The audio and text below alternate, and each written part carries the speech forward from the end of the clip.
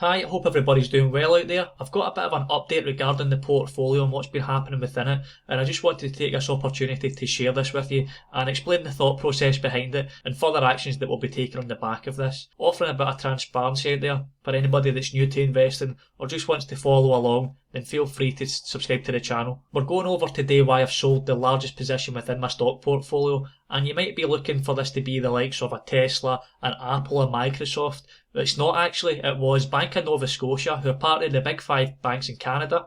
They're ranked number 3 largest in size, and they've been a good performer for myself and a good company offering a bit of stability over the last 18 months or so. Bank of Nova Scotia, not a lot to say about them other than good news. They've got consistent performance offering good revenue growth. Even over the last year when company revenues were getting slashed, they still had good numbers getting churned out. They offer a good dividend which has been well covered by the earnings per share, and the dividend is going to be a key talking point within this video. If you're a dividend investor or thinking about investing in dividend stocks, as there is going to be a few talking points that I think could be worth your while. So if the company is that great, then why would I sell such a great company? There's a few reasons for this. Firstly, it's part of my investing strategy of creating house money.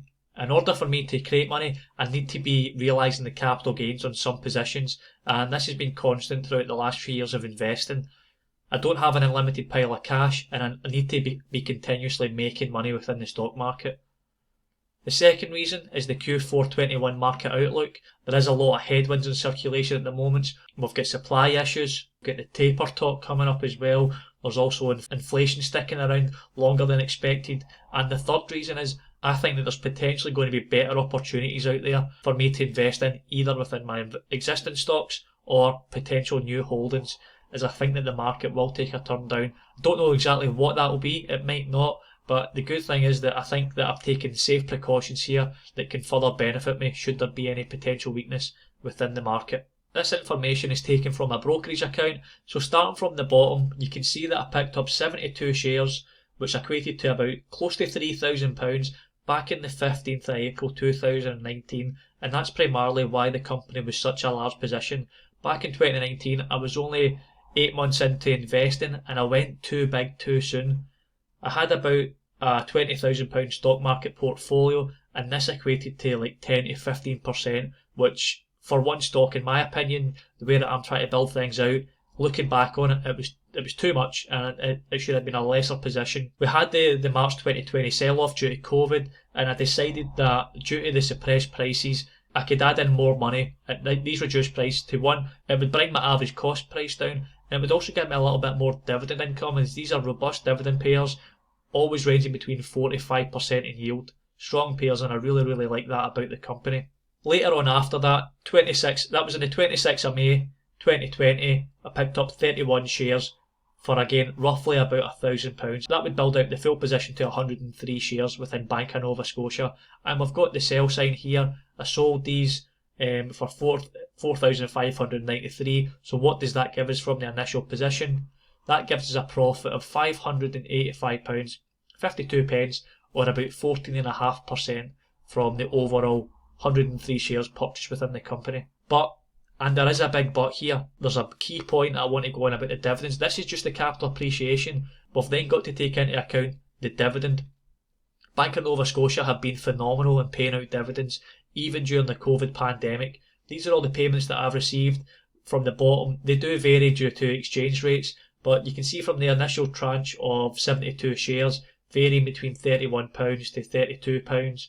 Great payments to come through nonetheless. And then when I added to that position up to 103 shares, it would then vary between 44 and 45, offering a real good dividend payment every quarter. And this total dividend payment came in at £352.73. So if we take the 352, we add that with the 585, the capital gains, that gives us a huge total return of £938.25, making it a total return of almost 24%, which is a great number. And there's one other thing here. Because I've sold the stock after the ex-dividend date, I should get another £45 come the end of the month. So this will take this up to almost £1,000 of profit within the stock, which is absolutely phenomenal nonetheless. So suddenly, by adding in the dividend payments, we've got a total return of close to 24%, up from that 15.5%. So you can see how much by holding this company, getting the dividend payments, and by the way, I don't do a drip investment. I take these dividend payments and I hold them as cash and I look to redeploy them elsewhere, picking up additional shares of existing companies or looking to spread them out into new positions. So this could have been even more if I followed a drip investment strategy, but I think you still get the point nonetheless of how important dividend payments can be during times of turbulence. If you're new to investing or you're trying to think about what sort of companies you're investing in and what you can take away from this example to hopefully help you out in making your own purchases within the future. The first point, averaging into stocks create a lower cost basis, and in this case it actually increased my dividend payments as well. So I did go too big too soon regarding a £3,000 purchase of the initial shares, but luckily enough in my instance I was able to add in a little bit further down the line when the share price reduced. You don't always know what the share prices are going to do. The share price could go down 20% or so you've always got three options. Are you either going to sell it at a loss, do you hold it, or is this company that you believe in, that you think you're getting at a better price and you're going to buy more of? In this case, I felt it was a good company and I bought some more.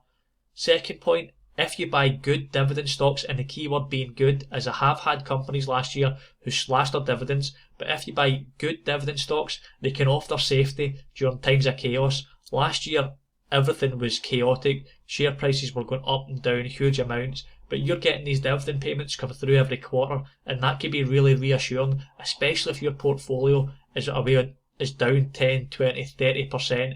You're still getting that payment through, and it kind of reinforces the message of why you're doing it. Third point, dividend payments can greatly add to the total returns. The initial capital gains gave me £585. Add on top of that the dividend payments, it brings it up to almost £950, which is a huge amount of money, and I'm really delighted to get the type of returns on it. So what's next? The value of the portfolio is trickling down a little bit now. We're below the 90,000 mark, which is absolutely fine. I've now got a nice cash buffer of over 10%. That gives me a bit of flexibility to manoeuvre around the market should there be any potential weakness. And that's exactly what I'm going to be doing. I'm going to be averaging into existing holdings that I like and at reduced price 10-20%, but I'll also be looking for a few selections out there of new holdings. So that'll sum up this video, guys. I just wanted to share the movements within the portfolio, a bit of the thought process behind it, where we're currently at. And if you want to follow along with this type of stuff, feel free to subscribe and I'll catch you in the next video. Cheers!